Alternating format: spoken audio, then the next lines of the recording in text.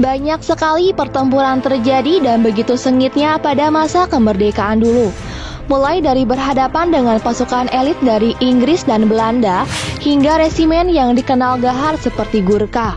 Namun demikian, semua sama sekali tidak menurunkan semangat pasukan kita membela tanah air Indonesia. Tapi pada peperangan itu, ternyata pasukan Gurkha yang dikenal hebat sempat mogok ketika berperang di Indonesia. Alasannya simpel, karena mendengar suara azan. Lalu kenapa bisa begitu? Berikut adalah cerita pasukan Gurkha yang stop tempur saat dengar azan ketika perang di Indonesia. Tapi sebelum ke topik utama, jangan lupa untuk subscribe, like, dan aktifkan notifikasinya agar kalian tidak ketinggalan video menarik lainnya dari channel 7 Detik.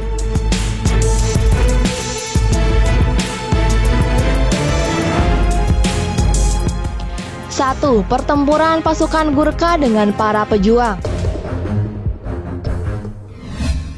Tentu kita sangat kenal dengan perseteruan besar antara Gurkha dan para pejuang Indonesia. Hal ini bermula saat pasukan sekutu datang ke Indonesia, namun ternyata juga mengangkut nica Belanda yang ingin menjajah kembali Indonesia.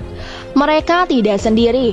Pasalnya, dengan beberapa pasukan Inggris serta resimen India Gurkha yang juga dibawa sebagai bala bantuan. Mengetahui hal itu, para pejuang Surabaya pada waktu itu tidak gentar, meskipun musuhnya adalah salah satu pasukan yang disegani di dunia. Alhasil, perang pun berkecamuk luar biasa sengitnya. Dan karena semangat para pejuang dan Arek Suroboyo dapat melawan para penjajah yang datang.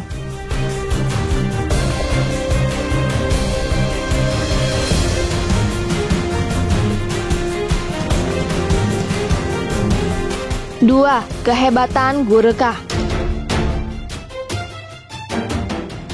Nama pasukan Gurkha pada waktu itu sudah menjadi momok buat beberapa negara.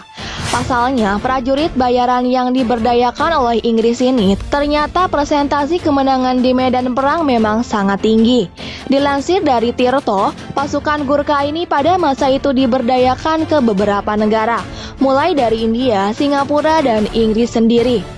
Di sana, kadang pasukan Gurkha juga melebur dengan tentara negara tersebut. Nah, pada peristiwa di Surabaya itu, Gurkha yang berasal dari India Pakistan inilah yang dibawa untuk bertempur oleh penjajah untuk merebut kembali Indonesia. Namun karena beberapa faktor membuat kemenangan tidak mungkin terjadi.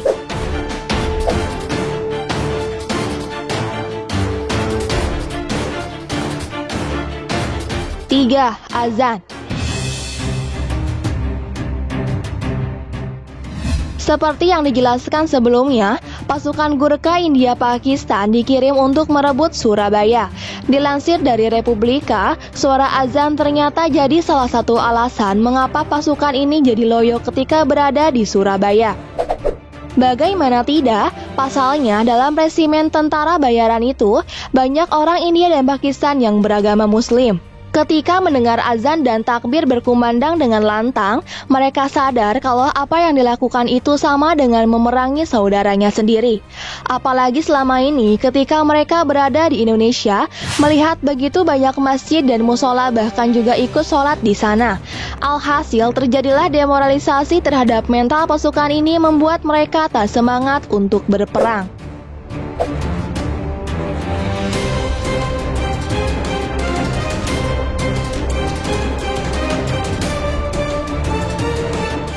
Empat, Zia-ul Haq. Zia-ul Haq adalah salah satu komandan pasukan bawaan tersebut di Indonesia. Dan tentu dirinya juga melihat bagaimana moral pasukannya benar-benar turun ketika mengetahui kalau harus melawan saudaranya sendiri.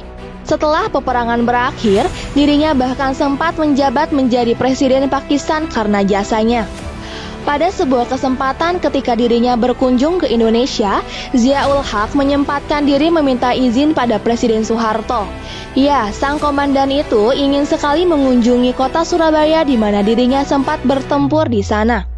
Kenangan suara azan dan kekalahan pasukannya mungkin jadi salah satu hal yang tak bisa dilupakan. Siapa sangka hal yang tak terduga terjadi pada peperangan yang sempat terjadi di Surabaya itu. Ya, bahkan pasukan Gurkha India Pakistan ini harus mogok ketika tahu kenyataan kalau mereka melawan saudaranya sendiri. Namun demikian, hal ini juga jadi momen kemenangan Indonesia.